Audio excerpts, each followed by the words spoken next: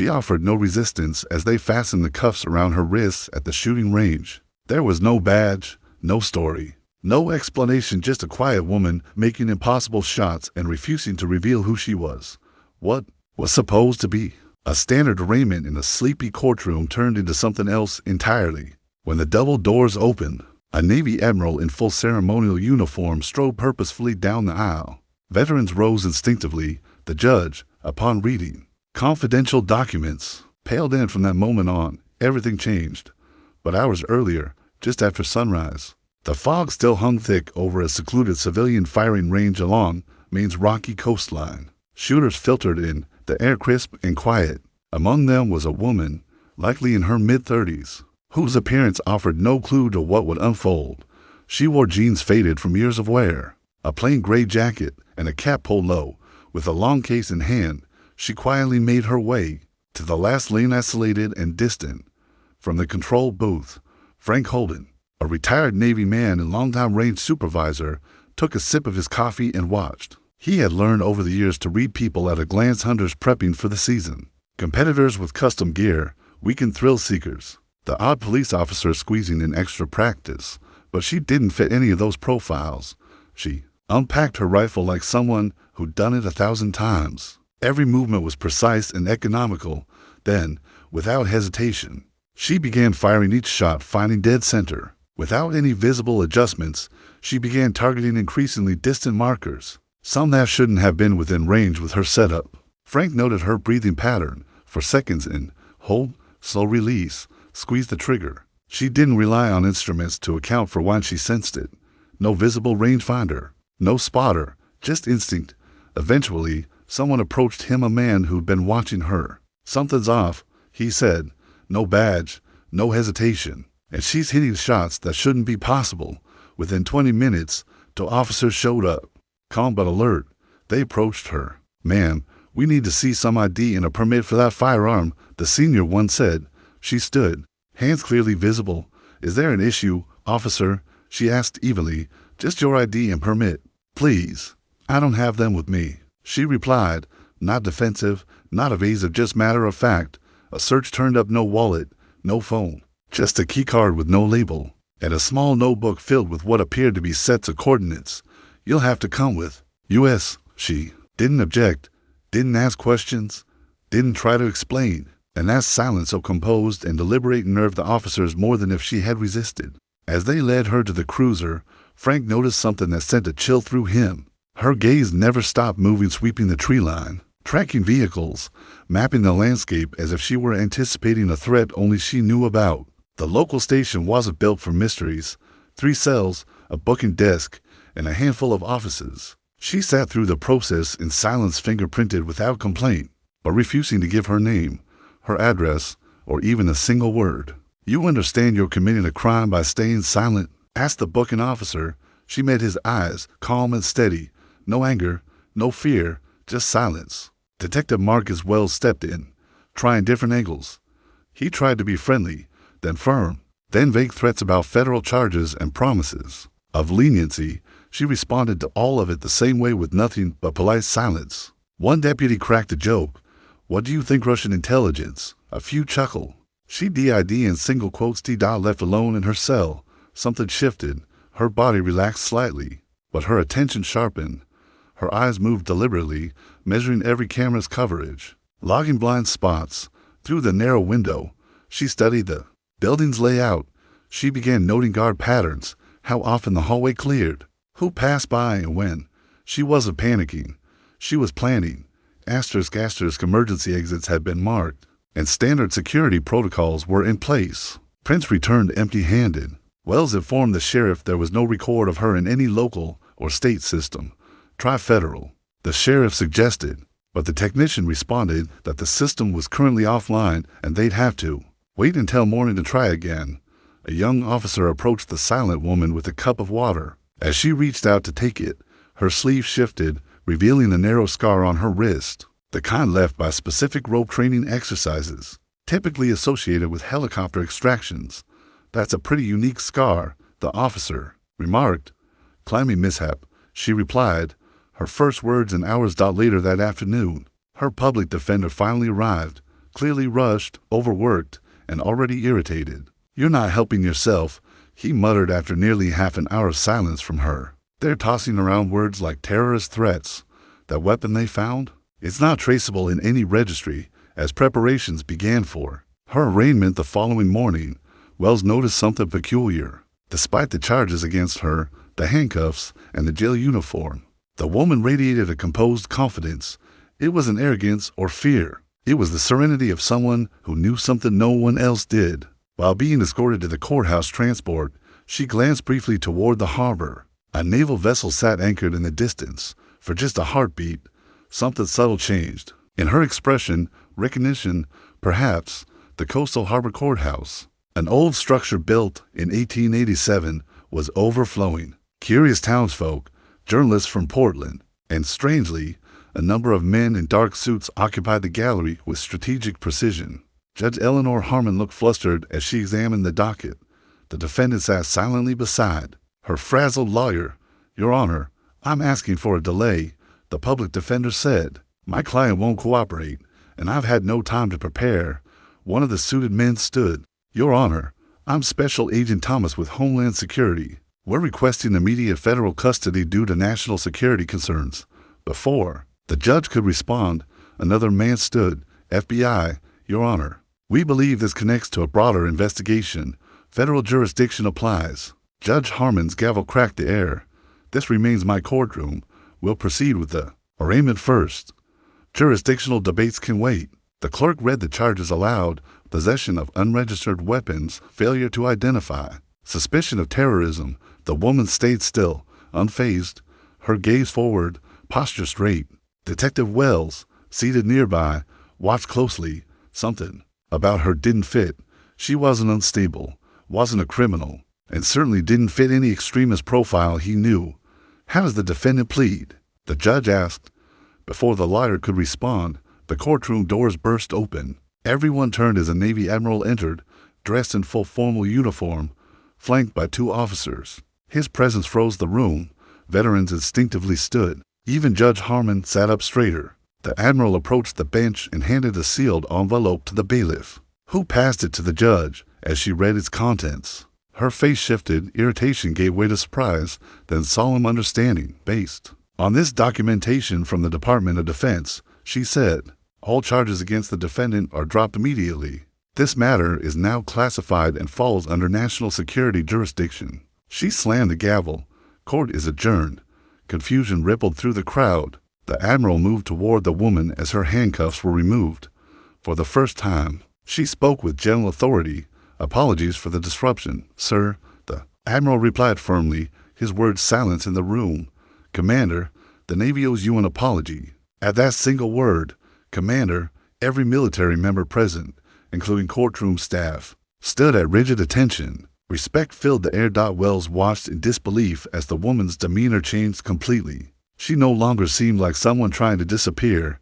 She stood with unmistakable command, presence, and pride. Every gesture now revealed her military identity. Even Judge Harmon, herself once a military legal officer, rose and nodded respectfully toward both the admiral and the woman.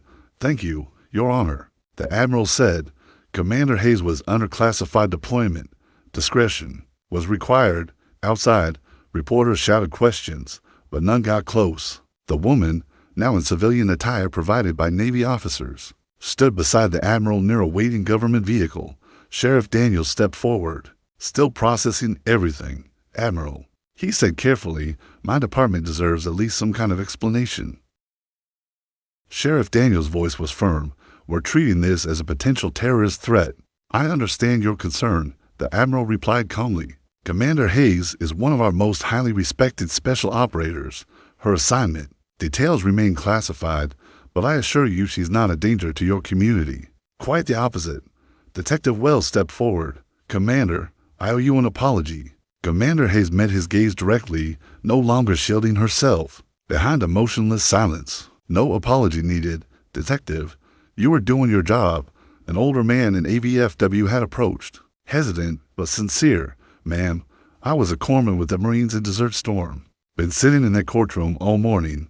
There's something about how you carry yourself. I knew it looked familiar." He extended his hand. Thank you for your service, whatever it is you do. She shook his hand firmly. And thank you for yours. The Admiral checked his watch. Commander Hayes, we should go. Operation Silent Harbor needs your debrief, and Washington is waiting. The sheriff's eyes widened.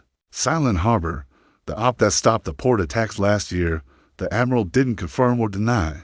Keeping his tone neutral, Commander Hayes has served with distinction for 12 years. Much of what she's done will remain unknown to the public.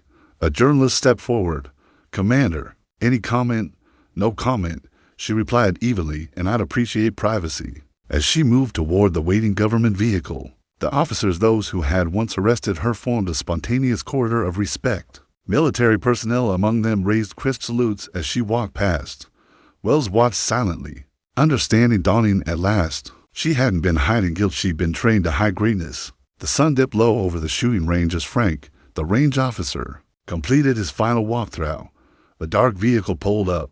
Commander Hayes stepped out, moving with the calm precision of someone who no longer had to obscure her capabilities. I'm here for my gear, she said. Frank nodded. Sheriff had it sent back earlier. Courier brought it in. He handed her a secured case. As she checked the contents, Frank cleared his throat. I served 2 Navy submarines. Not like what you do, of course, but I had a feeling there was something different about you. She offered a faint smile. Most people only see what they expect. He gestured to her rifle. That's not standard issue. No, she said, assembling it smoothly. It's not. Without a scope, she approached the farthest lane, took him at a barely visible target in the dim lights, and fired. The shot was nearly silent. Through binoculars, Frank confirmed a perfect hit. As she packed the rifle away, he said quietly, you could have stepped in before the police took you. It wasn't your responsibility, she said, but paused. You called someone, an old Navy buddy at the Pentagon, just in case. She gave a slow nod. Thank you. Will you be back? He asked. Looking out toward the distant naval vessels, she said softly, some of us are always around. You just don't see us. As her vehicle disappeared, Frank stood at attention and gave her a sharp salute. 2 weeks later, Detective Wells was at his desk when the phone rang. Detective Wells, this is Admiral Wilson. We met during the incident involving Commander Hayes. Yes, sir, Wells said, sitting up. She's receiving a commendation tomorrow at Naval Station Norfolk. Given your role in recent events, she thought you might want to be there. Wells was taken aback. I'd be honored, but I arrested her. Sometimes those who challenge us the most leave the biggest impact, the Admiral replied. It's a classified ceremony, but we'll arrange clearance. The next morning, Wells drove through layers of security at the base. He was escorted into a small auditorium filled with a handful of high-ranking personnel, some in uniform, others in civilian clothes, but unmistakably military. He sat in the back as the ceremony began. No media, no cameras, just a simple stage. Admiral Wilson stepped to the podium. Today, we honor Commander Alexander Hayes for outstanding service during Operation Silent Harbor. I can't reveal much, but I will say this. She spent nearly a year undercover to prevent a catastrophic attack on U.S. ports. Wells watched as Hayes, now in full-dress uniform, walked forward. The quiet woman he had once handcuffed now stood adorned with medals and ribbons. The Admiral continued, Commander Hayes is among our top experts in unconventional warfare. She was the first in her class at Coronado, one of the first women to qualify for our elite special forces. That detail, of course, remains classified. Wells leaned forward, stunned by what he was hearing. During the operation, she neutralized multiple high-level threats and maintained deep cover throughout. Even when her position was at risk, she prioritized mission security. That included allowing herself to be taken into custody by local law enforcement. Wells felt his face grow warm, but noticed her glance toward him respectful, not resentful. After the event, he approached her. Commander Hayes, congratulations. Thank you, Detective, she said, shaking his hand. I still feel I owe you an apology. You followed the facts as you saw them. That's your job, she replied. And you did it well. Most wouldn't have looked beyond a basic range violation. He hesitated. May I ask why not just tell us who you were? She glanced around and then led him aside. My cover wasn't burned yet. We were still tracking people. Some had ties to local government, even law enforcement. If I'd revealed anything, the entire op might have collapsed. So you let yourself get arrested. To preserve the mission, yes, sometimes. The best way to stay invisible is to act as expected even when it's unpleasant. Her lips curved slightly. I also knew the right people would step in before it got out of hand. An officer gestured to her time to go. It was good seeing you again, detective. Keep doing what you do. And with that, she was gone. Asterisk as she walked away. Admiral Wilson stepped up beside Wells. She's remarkable, isn't she? The Admiral remarked. Yes, sir, Wells replied. I've never met anyone quite like her. Most people haven't, the Admiral said after a pause. Detective, we're always on the lookout for people with your kind of persistence. An eye for detail. If you ever consider a career shift, give my office a call. 6 months later, Wells stood on the deck of a naval ship, the coastline of Maine slowly fading behind him. After 13 years with the Coastal Harbor Police, he had taken a leap, accepting a new role with NCIS, his first assignment, acting as a liaison between local law enforcement and naval special operations along the eastern seaboard. As the ship cut through the water, his phone buzzed. The message was short and came from an unlisted number. Some of us are always around. Welcome aboard. Wells smiled, instantly recognizing the words Commander Hayes had said the same thing back at the range. He doubted he'd ever see her again. People like her operated in silence, invisible to the public eye. Their victories went unrecognized, their sacrifices hidden. But now, he was part of the structure that enabled those quiet missions. He'd help ensure that when covert operatives crossed into civilian jurisdiction, there were systems to protect both their work and the local officers. The ship's captain approached. Agent Wells, he said, we're getting reports of some suspicious activity at a private range near our next stop. Thought you might want to take point. Wells nodded. Absolutely, I'll handle it. As he reviewed the initial report, a familiar pattern caught his eye. A woman with no notable profile hitting targets at ranges most people couldn't dream of. He chuckled to himself. Some things never changed. In the following months, Wells settled into his new role, refining training modules, drafting procedures, and using his encounter with Commander Hayes as a case study. Police departments up and down the coast benefited from his insights. One stormy night, as rain drummed against his office window, a soft knock came at his door. There she was again, civilian clothes, low profile, still unreadable. Detective, she greeted. It's Agent now, he said, motioning her inside. Didn't expect to see you again. Plans changed, she replied, settling into a chair. I've heard you've implemented new ID protocols based on what happened between us. I have. It's prevented a few close calls. She studied him for a long moment. That's why I'm here. We need someone like you on an upcoming mission. What kind of mission? One that requires someone who understands both the legal system and special operations. Someone who can walk the line between black and white. Is this official? She slid a folder across his desk. Very. Admiral Wilson recommended you personally. Wells opened the folder. What he saw laid out a covert task force. Its mission was to dismantle a domestic threat with global connections, operating in the shadows where military authority blurred with civilian law. Why me? He asked. Hayes met his gaze. When you arrested me, you sensed something was off, but you followed protocol. You didn't act on instinct, you acted on duty. That's exactly the kind of judgment we need. Wells stared at the folder, then back at her. 6 months ago, he was a small-town cop. Now, he was stepping into a secret world most people never even knew existed. When do we start? Tomorrow. 0600 hours. Same shooting range, she said as she stood at Wells. Leave the cuffs at home this time. As she walked out, Wells looked down at the folder, stamped with a bold black name. Silent Harbor 2. Tomorrow. The next chapter would begin one where success was silent and failure meant exposure. Frank arrived at the range before sunrise, as he had every morning for 15 years. He was surprised to find the lights already on. Hello, he called, hand casually resting near his sidearm. It's just me, Frank, came a familiar voice. Commander. Hayes was seated behind his desk, reviewing what looked like satellite photos. Didn't expect you back so soon, he said. 8 months, right? 9, she corrected.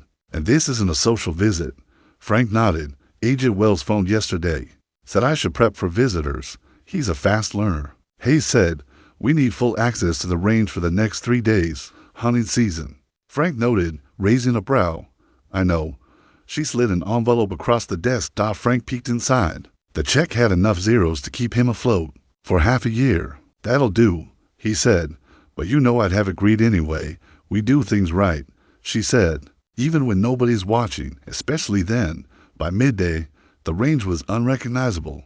A marked SUV lined the property. A van, disguised as a cable company, parked by the entrance. Inside, ordinary-looking men and women trained to blend into any crowd were setting up base. Frank's office was filled with communications gear. Tactical maps were pinned up where old shooting trophies used to hang. The firing lanes were now staging areas.